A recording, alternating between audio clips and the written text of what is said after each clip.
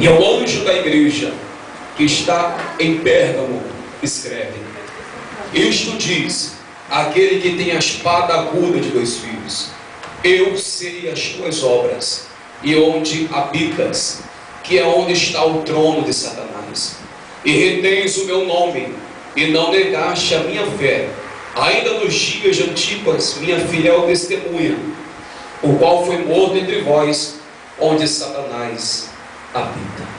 Amém? Pode sentar glorificando o nome de Jesus.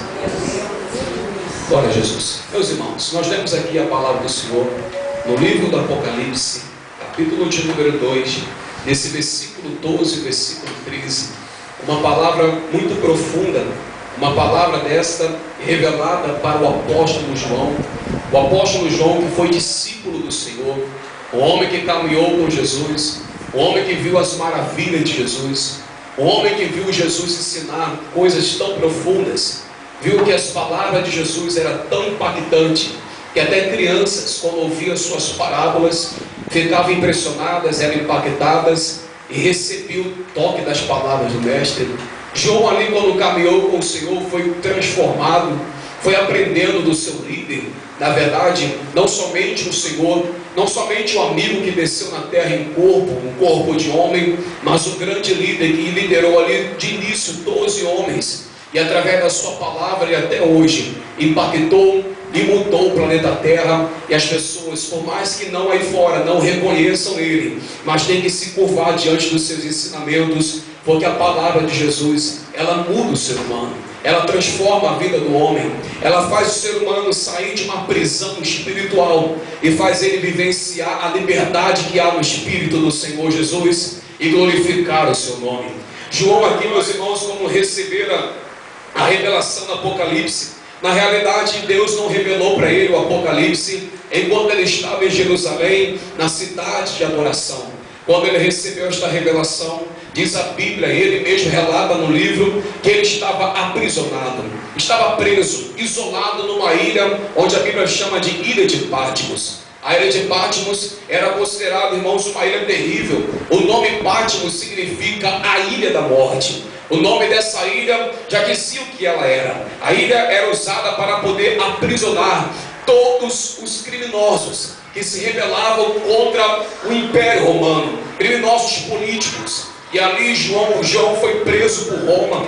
E qual foi o crime que aquele homem cometeu? O único crime que ele cometeu na época foi de pregar o evangelho genuíno, pregar a palavra do Senhor, cumprir o ID de Jesus na vida dele. E o ID de Jesus era esse: pregar o evangelho a toda criatura. Esse evangelho que diz que o Senhor Jesus salva o ser humano e dá para ele um direito de vida eterna, o que pessoas aí fora dizem que fazem e não conseguem fazer. Esse evangelho que diz que o nosso Senhor tem poder para libertar as vidas, libertar de espíritos imundos, espíritos destronados. Esse evangelho que tem poder, a sua palavra, de curar os doentes, arrancar a enfermidade que a medicina não consegue achar cura, e trazer saúde para o corpo físico da pessoa. Pregar também que este evangelho é o evangelho que batiza o ser humano com o revestimento do Espírito Santo. O Espírito do Senhor batiza com o Espírito Santo e com fogo. E nós vemos a evidência do batismo nas nossas igrejas. E pregar também que brevemente o Rei dos Reis virá buscar a sua noiva que tanto aguarda, que tanto espera, que tanto anseia e sonha ser arrebatado pelo mesmo. Ele foi aprisionado ali, Roma o prendeu. Sabemos que naquela época quem mandava no planeta Terra, no reino político ali, era o Império Romano. Os imperadores estavam ali regendo as nações vizinhas, mandavam. Os imperadores, com seu cetro de autoridade, eles liberaram a sua ordem não somente para Roma, mas todas as suas nações que eles escravizaram. Quando eles começaram a perseguir a nossa igreja no primeiro século, muitos dos nossos irmãos não tiveram o prazer que estamos tendo aqui, cultuar ao Senhor com liberdade, ter a liberdade para entrar numa igreja como essa, glorificar ao Senhor, fazer barulho de adoração. A nossa igreja nasceu em muita perseguição. O inimigo tentou parar a nossa fé. Satanás colocou uma ideia nos imperadores, iniciantes do Império Romano, e o inimigo encheu a cabeça deles da seguinte ideia, se vocês matarem a fé cristã, e ele chamava a nossa fé de um caminho, chamava a nossa fé antigamente de uma seita, e eles diziam: se matarem os pais da igreja, se matarem esta seita, nós vamos conseguir parar esta religião. Só que o inimigo, ele sabia muito bem, mas não dá o braço a torcer. Ele sabia, mas o Império Romano não sabia que a nossa fé não está estabelecida em sabedoria humana, a nossa fé não está estabelecida em filosofia humana, a nossa fé não está estabelecida na eloquência de quem está na frente de um rebanho. A fé da igreja está estabelecida na palavra do Senhor Jesus. Um dia ele virou para o apóstolo Pedro e disse o seguinte: bem-aventurado és tu, Simão Barjonas, porque não foi a carne nem o sangue que te revelou isso, mas quem te revelou foi o meu Pai que está nos céus. Porquanto eu digo que tu és Pedro, e sobre esta pedra edificarei a minha igreja, e as portas do Hades não prevalecerão contra ela. É uma promessa, mas também é uma realidade na igreja. Ninguém pode parar a nossa igreja, ninguém pode calar o evangelho, ninguém pode paralisar a nossa fé, nem Satanás e seus demônios. Por mais que eles tentaram naquela época matar os nossos irmãos, por mais que Flávio Josefo, Eusébio de Cesareia, eles relatam nos anais da história que 1 milhão de crentes morreram trucidados, torturados, a fio de espada, por leões, por ursos, sendo destruídos dentro do grande Coliseu de Roma, que até hoje está na Itália, os seus vestígios ali, as suas ruínas. 1 milhão de crentes morreram ali. Mas o detalhe que impressionava naquela época: 100 mil pessoas, pastor Paulo, eles ali ficavam dentro daquele grande Coliseu, e eles esperavam que os cristãos da época viessem a tombar no campo de batalha. Quando louvaram aqui no hino 212, me impressionou, me veio a memória. Eles pensaram o seguinte: que naquela época eles queriam ver os cristãos morrendo, espraguejando, xingando, lançando e proferindo maldições, porque era normal naquela época uma pessoa morrer ali injustamente,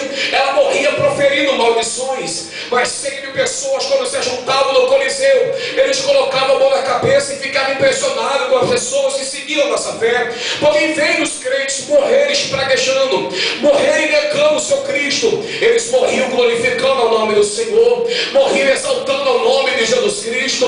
Olhava para 100 mil pessoas e olhava para o céu e pedia que Deus viesse a perdoar aquelas vidas. E as pessoas, em vez de sair dali regozijando, feliz pela morte dos cristãos, viu uma pergunta na mente das pessoas: que povo é esse? Que igreja é essa? Que fé é essa? Que Deus é esse que faz os seus seguidores estarem diante da morte e mesmo assim morrerem felizes, glorificando a Deus dele e falando uma língua que ninguém conhece na terra, mas os próprios crentes conhecem a língua do Espírito Santo do Senhor?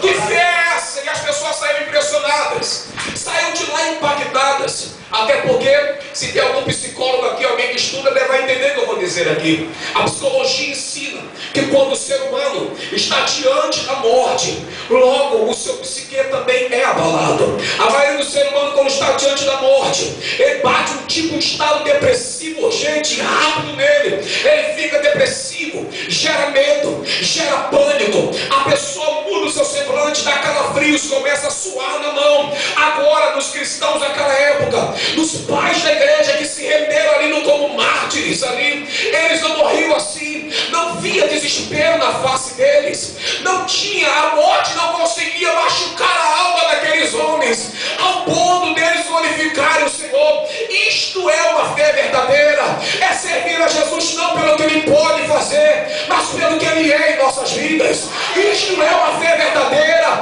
é glorificar o Senhor não somente em tempos de bonança, não glorificar quando a mesa está farta, mas ser fiel até o fim, ser fiel até o fim, ser fiel até a morte, como diz nas escrituras dentro do Apocalipse. A história diz que tentaram matar o apóstolo João. O imperador da época que estava vivo ali era Domiciano. Domiciano tentou matar o último pai da igreja, o último pai da igreja que estava vivo, que era o apóstolo João. João é levado para Roma. E quem aqui ali já estudou a história dos mártires, conhece o que eu estou dizendo, mas não quero entrar muito aqui. Ele tentou matar João, jogou João aprisionado, ou melhor, jogou João todo acorrentado dentro ali de um caldeirão de óleo quente, em vez de consumir João. A história diz que ele caiu acorrentado, mas o anjo do Senhor foi lá e libertou João, e o óleo quente não fazia mal para aquele homem. As pessoas ficaram impressionadas. Domiciano colocou a mão na cabeça e diz: que ancião é esse, que a morte presta continência para ele? Que ancião é esse, que a morte não consegue levá-lo? Que homem é este, que tem um poder invisível na vida dele? Nós sabemos o que ele tinha, até porque o que João tinha, nós temos também: a presença do Espírito Santo nas nossas vidas. Oh, glória a Deus! Se ele está em nossas vidas, nós temos no mínimo duas coisas. Primeiro, nós temos sustentabilidade. Somos sustentados pelas mãos poderosas do nosso Deus.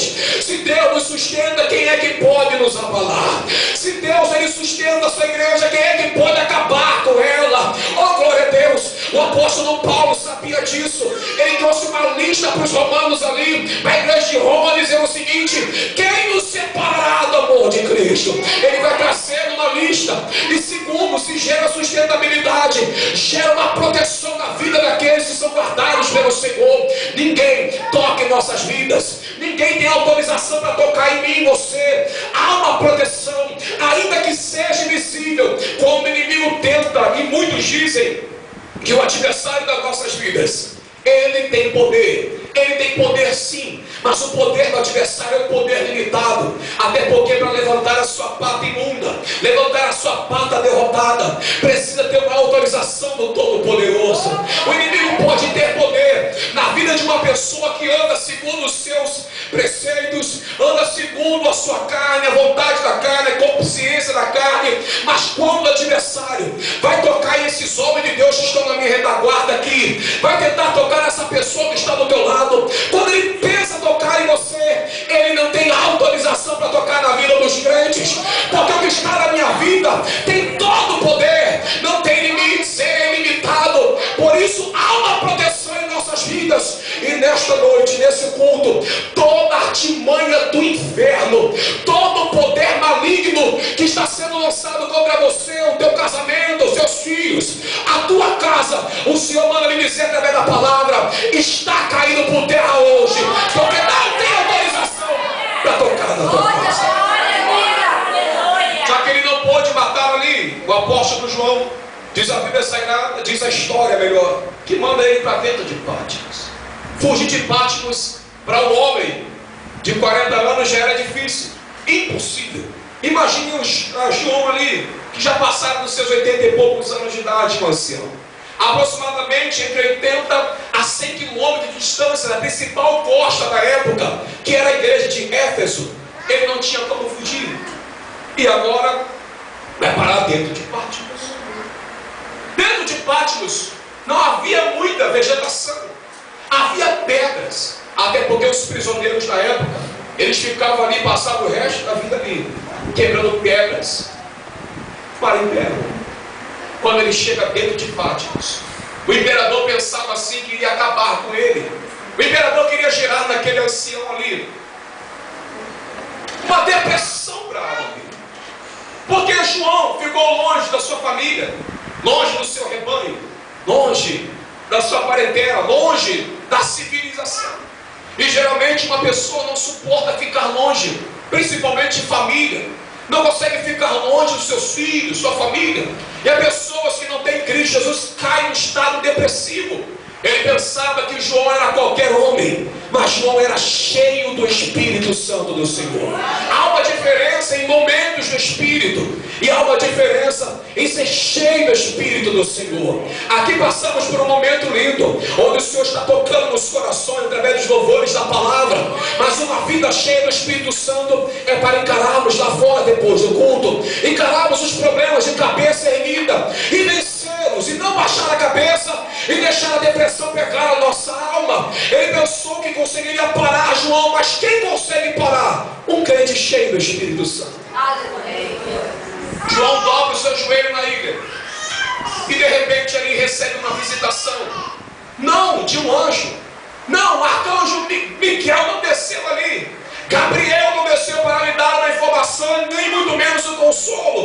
O próprio Cristo Jesus se manifestou para João na ilha de Patmos. E quando ele se manifestou de uma maneira tremenda. Ele não veio em corpo ressuscitado, não veio como seu corpo ali crucificado, mas diz a Bíblia que ele se manifesta para João em seu corpo de glória.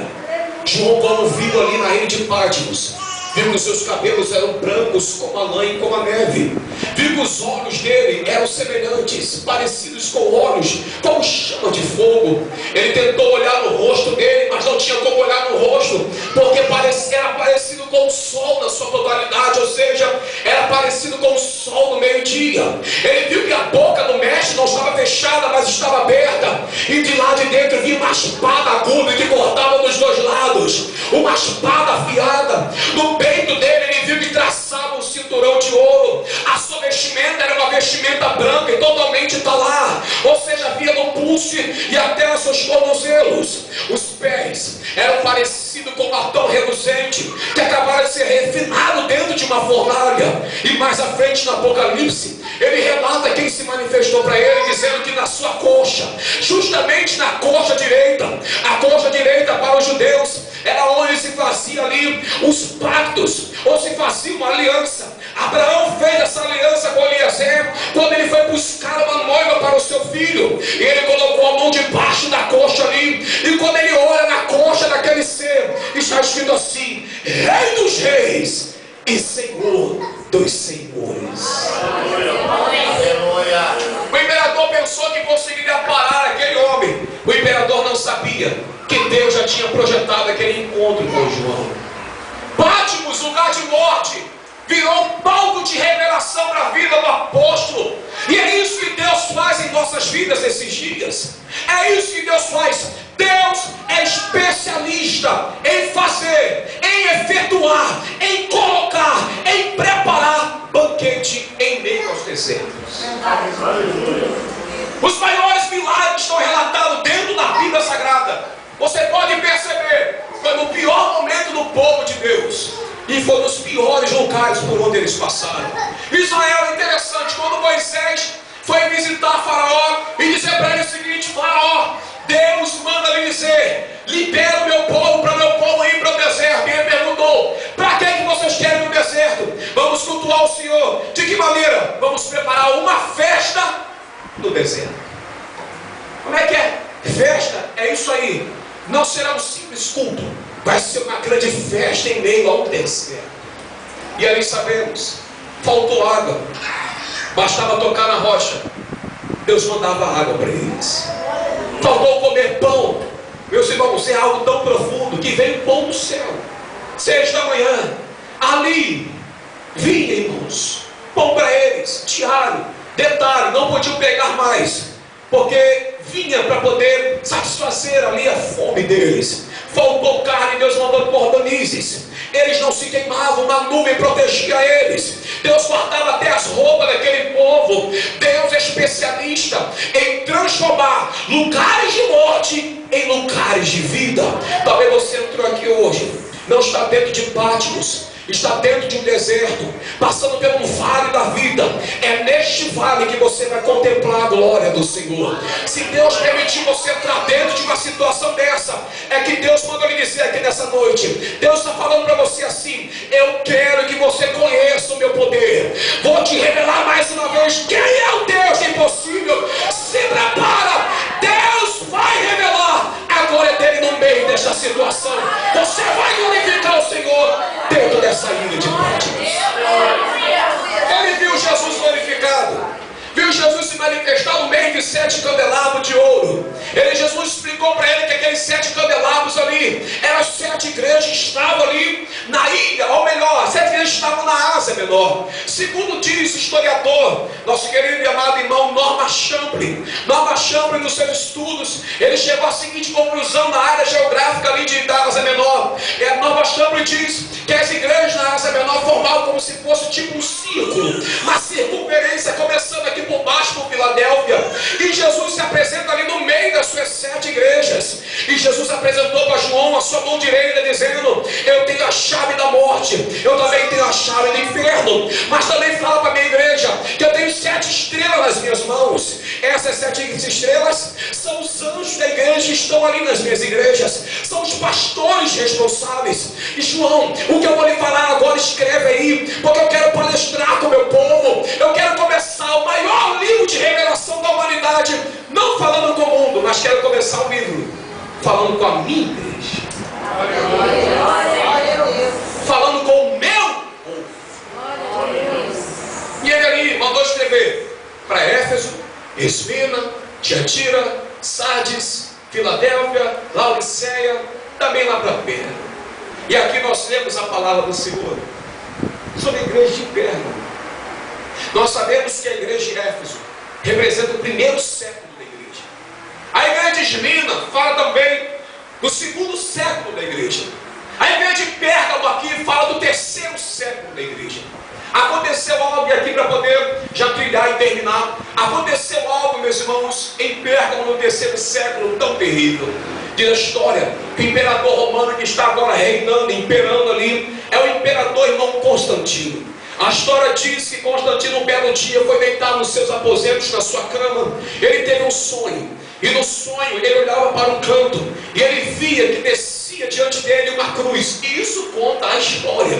Descia uma cruz ali, e no meio da cruz ele via algumas escrituras. E uma voz dizia para ele: vença com este sinal e vença com essas palavras. Quando ele acorda, chama os seus sábios e ele pergunta de onde veio o sinal. E os sábios responderam para ele que aquele sinal ali era simplesmente, meus irmãos, o sinal de um Cristo que foi crucificado e de uma seita que pregava um Cristo que ressuscitou. E o dia ali ele teve uma bela ideia, e essa ideia veio diretamente de Satanás. Essa bela ideia que veio do inferno diretamente para a mente dele foi a ideia que ele implantou na sua época. Olhe para mim aqui, por favor. Sabe o que ele fez? Ele pegou a religião dos pais da igreja, a religião do cristianismo. Ele pegou a nossa fé, pegou o Império Romano com uma mão e a religião da nossa fé com a outra, e fez isso daqui, ó.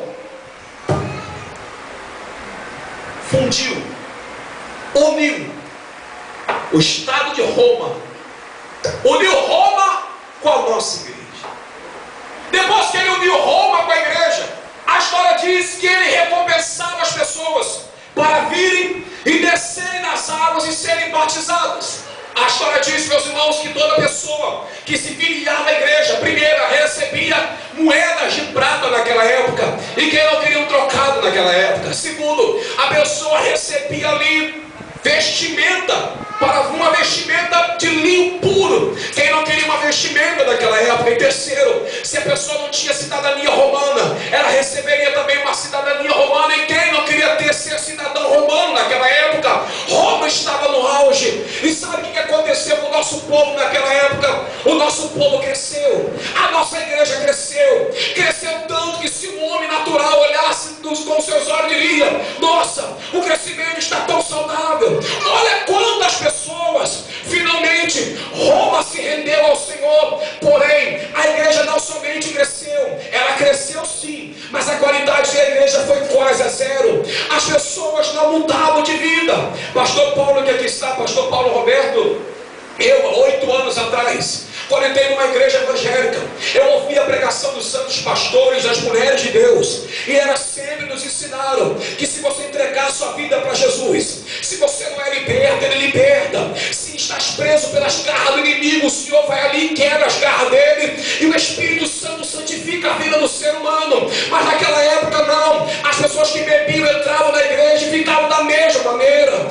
Muitos queriam somente por causa do dinheiro, e sabe o que aconteceu? A igreja inchou, a igreja cresceu. Aí vem Jesus, com seus olhos como chama de fogo, olha para dentro da igreja e manda um recadinho, ou melhor, deixa eu melhorar minha palavra, manda uma grande mensagem para a igreja de Pérgamo. E ele se apresenta, e eu acho interessante essa passagem, porque Jesus, ele não se apresenta como o homem se apresenta. Nós, seres humanos, queremos sempre nos apresentar de maneira inteligente, uma maneira onde vamos impressionar a pessoa. Porém, ninguém consegue se apresentar como o Senhor dos exércitos. Ele se apresenta da seguinte maneira: ao anjo da igreja que está em Pérgamo escreve: isto diz o que tem a espada aguda de 2 fios. Isto diz aquele que tem uma espada e sai da minha boca, e essa espada não está cega, ela espada está afiada. Primeiro, espada nós sabemos que na Bíblia simboliza guerra. Simboliza alguém que vai guerrear. E eu fico aqui perguntando, por que será que Jesus disse para a sua igreja que estava se apresentando ali como uma espada? Simples, irmãos. Ali dentro. E quando eu falo ali dentro da igreja, não somente ali dentro, mas aqui está simbolizando aqui dentro e lá fora, onde infelizmente o príncipe das trevas está levando muitas pessoas aí a fazer a sua vontade. A espada está mostrando que Jesus veio para guerrear. Guerrear contra quem?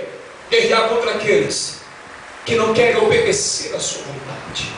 Guerrear contra aquela igreja que tinha abraçado o mundo, andaram no mundo, de mãos dadas com o mundo falava e eles obedeciam. A espada vem para guerrear. Eu tenho uma pergunta para a igreja aqui: quem é que consegue vencer o nosso Senhor? Olhe para mim. Ninguém? Quem já se levantou contra Jesus na parede da terra já venceu, irmãos? Tem alguém? Quem, por esses dias aí que se passaram, conseguiram pelo menos afrontar Deus com as suas palavras e ficaram sem uma justiça diretamente do céu? Não existe ninguém que consiga vencer o Senhor. Há um inimigo que nós vencemos, o nome dele é Satanás, o derrotado. O apóstolo Tiago disse no capítulo 4, versículo 4 da sua epístola, do seu livro ali, ele disse o seguinte: infiéis, não sabeis que a amizade com o mundo é inimizade contra Deus? Porquanto todo aquele que se constitui amigo do mundo, ele é inimigo de Deus. Deixa eu lhe dizer, existe inimigos sim na terra. São aqueles que querem fazer a vontade do mundo, abraçar o mundo. São aqueles que querem andar de lado a lado com o mundo. Irmãos, se existe alguém que está guerreando com o Senhor, às vezes, de vez em quando nós tentamos guerrear contra Ele. E sabe como nós guerreamos? Guerreamos com as nossas vontades. Quando a vontade de um jovem, a vontade de uma mulher e de um homem não está ali pautado dentro da palavra, infelizmente estamos tentando guerrear contra a vontade do Senhor. E nessa guerra é melhor nós nos rendermos aqui nessa noite, olhar para o céu hoje e dizer: Jesus, seja feita a tua vontade e não a minha aqui, porque a tua vontade é perfeita, ela é agradável, levará para os mananciais do Senhor. A vontade do Senhor, vamos nos render nessa noite, porque se trilharmos a nossa vontade segundo a nossa concepção e nosso bem-estar, vamos acabar pecando contra o Senhor. Por isso nessa noite, não guerreie contra o Senhor com a tua vontade. Peça uma confirmação, coloque o joelho no chão, fale com o Senhor. Deus é um Deus de relacionamento. Se Deus é um Deus de relacionamento, Ele pode direcionar a tua vida. Oh, glória a Deus! Você pode falar: Senhor, fala comigo, e Ele te responde: eu falo contigo. Essa é a minha resposta para a tua vida. Segundo, e aqui para poder nós encerrarmos essa palavra, a palavra aqui está simbolizando a segunda coisa aqui. Há várias simbologias, mas a segunda simbologia aqui para essa noite, Jesus ali estava separando, não somente dentro do seu povo, mas lá fora também, dois grupos que existem em nosso meio. Em 8 anos de caminhada, eu aprendi que existem dois grupos em nosso meio. Eles estão no nosso meio hoje. E eu vou perguntar depois qual grupo você é. O primeiro grupo é o grupo dos vencidos. E o segundo grupo é dos mais que vencedores. Deixa eu te perguntar, qual grupo você faz parte? Qual grupo? Não faz parte dos vencidos, não? Dentro de Pérgamo havia esses dois grupos: os vencidos e os mais que vencedores.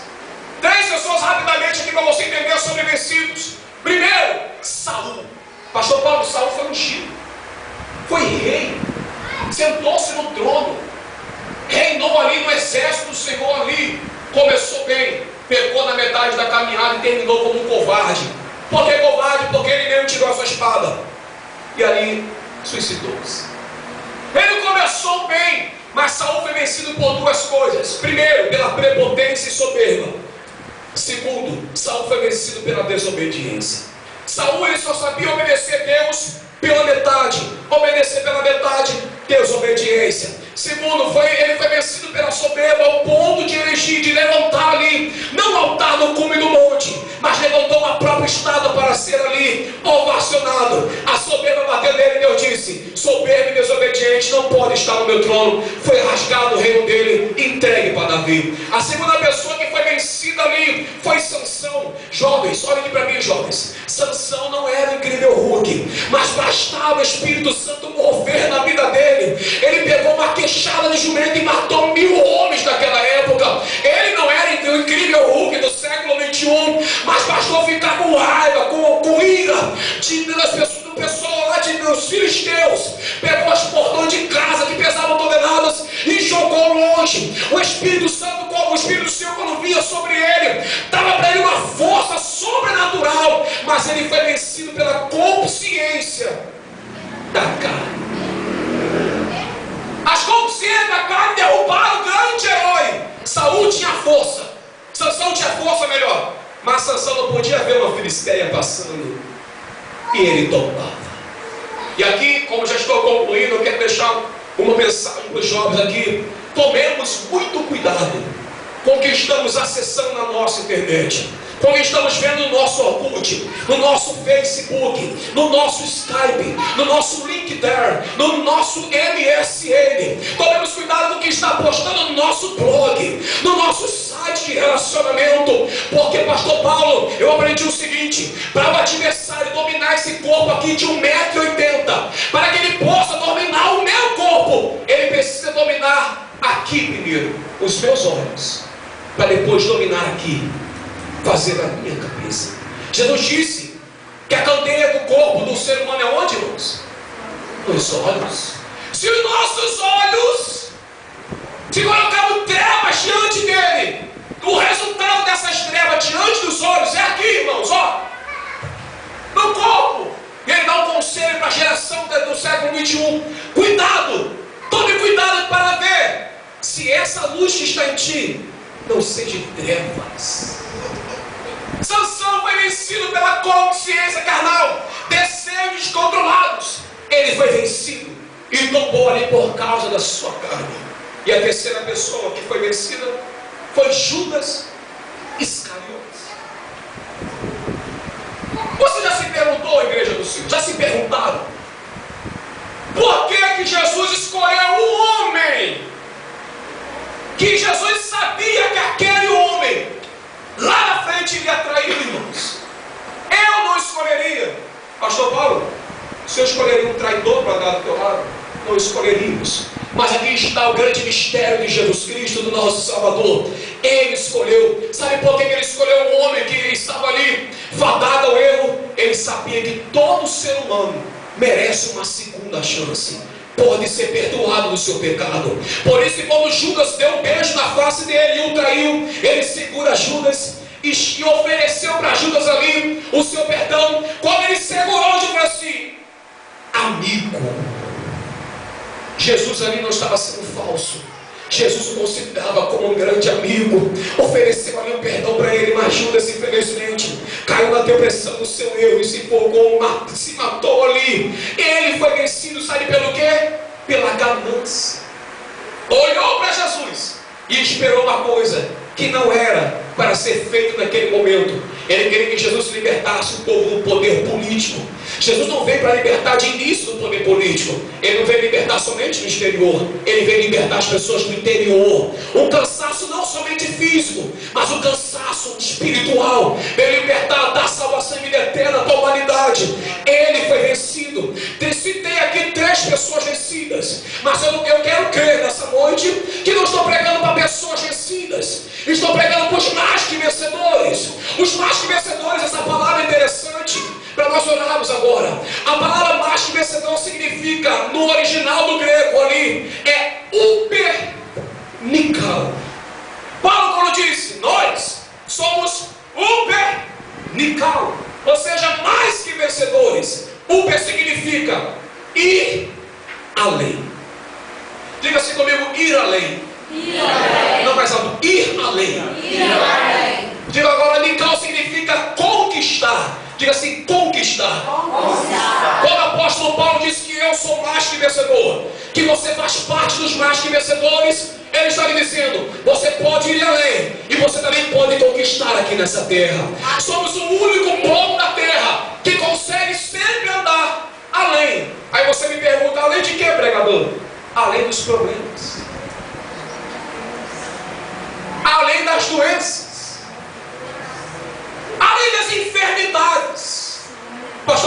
gente que entrou aqui hoje está com tanto problema na vida, mas não deixou o problema abalar ele. Veio aqui para a igreja, está sentado aí dando glória a Deus, ouvindo a palavra. Parabéns, meu filho. Você faz parte dos mais que vencedores. Você está além dessas dificuldades. Você sabe que entrou com dificuldade aqui, mas lá fora a vitória te espera para te abraçar. Porque quando você está aqui, Deus está trabalhando na tua vida no nome de Jesus Cristo. Nasceste para ir além.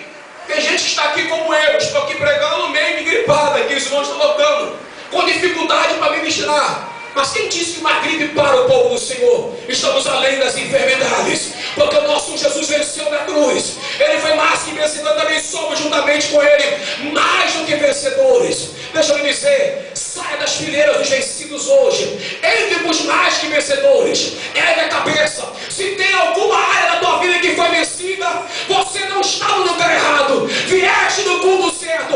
Hoje é noite que Jesus vai te levantar aqui no nosso meio. Oh, glória a Deus! Qual é a área da tua vida que foi bombardeada pelo inimigo? Qual é a área que foi vencida hoje? Não se preocupe. Oh, glória! Olha a presença do Espírito Santo aí. Oh, glória! Ele vai te pegar hoje, vai te tirar dos lugares dos vencidos, te coloca nas fileiras dos mais que vencedores. Você nasceu para ir além e para conquistar. Amém, igreja do Senhor. Pastor Paulo, podemos orar no nome de Jesus. Quero convidar a igreja a ficar de pé no nome de Jesus. Aleluia. Oh, glória a Jesus. Olhe para mim, meus irmãos. Olhe para mim. Você foi chamado para ser mais que vencedor. O adversário está tentando incutir na tua mente que através desse erro, através de falhas que infelizmente cometemos, você ficará eternamente vencido. No arrebatamento da igreja vai ficar os vencidos, só vai subir os mais que vencedores. E deixa eu perguntar, quem quer ir para o arrebatamento aqui? Quem quer morar com o Senhor eternamente? Então você não pode aceitar ficar na fase vencida. Se tem alguma área, casamento, área familiar, área financeira, área congregacional, área individual, se alguma área da tua vida foi vencida, hoje o Senhor manda lhe dizer: eu vou te levantar no nome de Jesus. Vamos orar nesse momento, irmãos. Vamos clamar nesse momento. Se você puder, pega na mão da pessoa que está do teu lado. Eu não vou chamar aqui na frente, só vou orar daqui mesmo. Aleluia. Não quero te constranger mais. Você vai orar aí. Eu não te conheço, Jesus te conhece. Eu não sei quem você é, mas Ele está lhe dizendo: eu não te conheço. Por isso Ele disse para a igreja: eu conheço vocês. Sei que vocês habitam vocês estão onde Satanás habita. Na realidade estava dizendo que a cidade de Pérgamo era um lugar onde havia muita idolatria ali. Porém, existia um povo ali que era mais que vencedor também. Pega na mão da pessoa isso. Vamos orar neste momento, vamos clamar. E eu vou passar o microfone no nome de Jesus. Ó eterno e soberano Deus, em nome do teu Filho Jesus Cristo, nesta noite, meu Senhor, ministramos a tua palavra, a palavra do Senhor revelada para a tua igreja. A tua palavra, Senhor, que nos ensinou algo profundo. E neste momento, Pai, queremos orar agora por vidas que estão aqui nessa igreja. Pessoas, meu Deus, que são os seus filhos, pessoas que são a tua noiva, comprada, redimida pelo sangue do Cordeiro Jesus. Pessoas que infelizmente, Senhor, sofreram uma fratura espiritual, estão vencidas, ó Deus. Pessoas, meu Senhor, que estão sem forças, ó Pai. Há um desânimo, Senhor, que está batendo na porta da vida dela e tem tentado colocar ela na fileira dos vencidos. Ela não nasceu para ser vencida pelo pecado, não nasceu para ser vencida pelo adversário, ela não nasceu para estar assim. O Senhor chamou a tua igreja como mais que vencedora, para ir além, para conquistar. Espírito do Senhor, começa a tocar no teu povo agora mais uma vez. Toca no interior dessa tua filha, toca no interior do teu filho, toca nessa vida que está nos ouvindo, Senhor.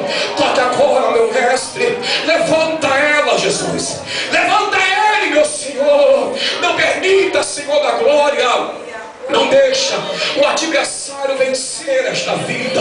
Em nome de Jesus agora, toda fraqueza espiritual, toda frieza tentando te vencer, toda algema do adversário caia por terra agora, em o nome de Jesus Cristo. Ó Senhor, expulsamos da autoridade do teu nome tudo aquilo que tem tentado vencer o teu povo. A igreja Assembleia de Deus para Israel, Senhor, não é uma igreja vencida pelo adversário. Aqui tem palavra, aqui tem unção, tem o poder do Espírito, Senhor, em nome de Jesus. Todas as áreas do teu povo, casamento, familiar, congregacional, individual, se porventura alguma área dessa vida foi vencida, Senhor, que esta área seja restaurada agora em nome de Jesus. Receba, a igreja do Senhor, força, receba renovo na tua vida, sinta o Espírito te levantar em o nome de Jesus. Receba o levante do Senhor, porque esta igreja nasceu para ser mais do que vencedora, e a igreja que recebe glorifica o nome do Senhor nessa noite, adora o nome do Senhor, dê um brado de glória. Diga para o teu irmão: você faz parte dos mais que vencedores. Diga para ele: você faz parte dos mais que vencedores. Diga assim para ele: não foste chamado para ficar vencido, foste chamado para ser mais do que vencedor. E eu agradeço essa linda oportunidade no nome de Jesus.